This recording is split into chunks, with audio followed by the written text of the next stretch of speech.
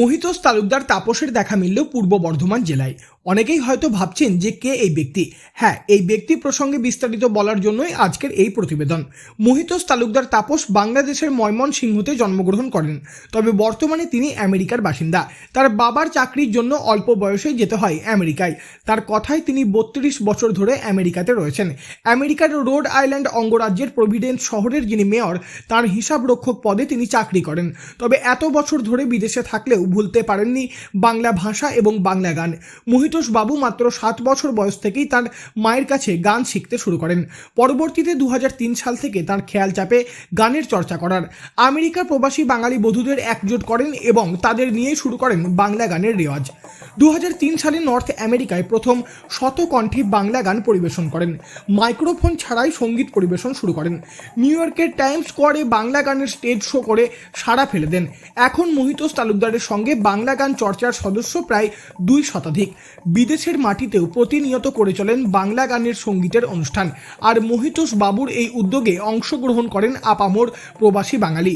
বর্তমানে মহিতোষ বাবুর বেঁচে থাকার যেন এক অন্য ঔষধ হলো বাংলা গান। এই মহিতোষ তালুকদার এবার একাধিক শখের সঙ্গীত শিল্পীকে সঙ্গে নিয়ে ভারতবর্ষে এসেছেন বাংলা সফরে। সেরকমই পূর্ব বর্ধমান জেলার আউসগ্রামের বননবগ্রাম বাউল আশ্রমে শনিবার মহিতোষের শতকণ্ঠে বাংলা গান নামক সঙ্গীত অনুষ্ঠান মন জয় করল শ্রোতাদের। বননবগ্রাম বাউল আশ্রমের মাঠে খোলা মঞ্চে এই অনুষ্ঠানে গান গাইলেন মহিতোষ তালুকদার সহ বিভিন্ন দেশের প্রবাসী বাঙালিরা।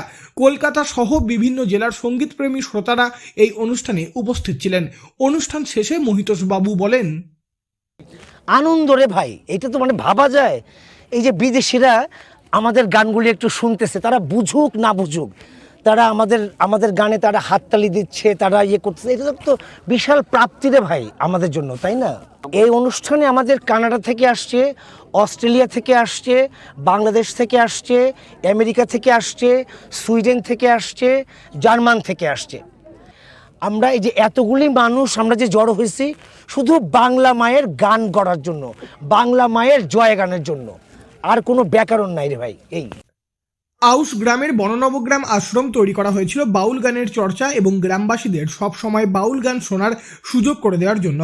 রাশিয়ান, ব্রিটিশ, ডেনমার্কের শিল্পীরাও এই আশ্রমে গান করে গিয়েছেন। এবার সেরকমই এই আশ্রমের মুক্ত মঞ্চে গান করলেন মহিতোষ তালুকদার তাপস। এই প্রসঙ্গে আশ্রমের তরফ থেকে অমিতাভ ভট্টাচার্য বলেন, মনুষ্যত্বের পূজাই একমাত্র বাউলের কাজ। আমরা বাউল নই, কিন্তু আমরা বাউল ধর্মে দীক্ষিত। সেই কারণেই মানুষের সেলিব্রেশনের জন্যেই এই আশ্রম। তাই মানুষের গান, আর মহিতোষ মানুষের গান করেন, মানুষকে ভালোবাসেন। তাই আমার কাছে উনি একজন বন্ধু এবং আমার অনুপ্রেরণা। শতকণ্ঠের বাংলা গানের যেসব শিল্পীরা রয়েছেন তারা সকলেই শখে গান করেন। কেউ উচ্চ বেতনে চাকরি করেন, কারো স্বামী প্রতিষ্ঠিত ব্যবসায়ী বা চাকরিজীবী। শতকণ্ঠে বাংলা গানের দল সম্প্রতি পশ্চিমবঙ্গে এসেছেন। 31শে জানুয়ারি তারা প্রথম কলকাতা বইমেলায় অনুষ্ঠান করেন। এরপর শনিবার আউসগ্রামের বননবগ্রামে এবং রবিবার শান্তিনিকেতনে অনুষ্ঠান করেন। জানা গিয়েছে দলটি মুর্শিদাবাদেও অনুষ্ঠান করবে। সবশেষে কলকাতার নিউ টাউনে অনুষ্ঠান করে আবার তারা ফিরে যাবেন আমেরিকায় ও অন্যান্য দেশে।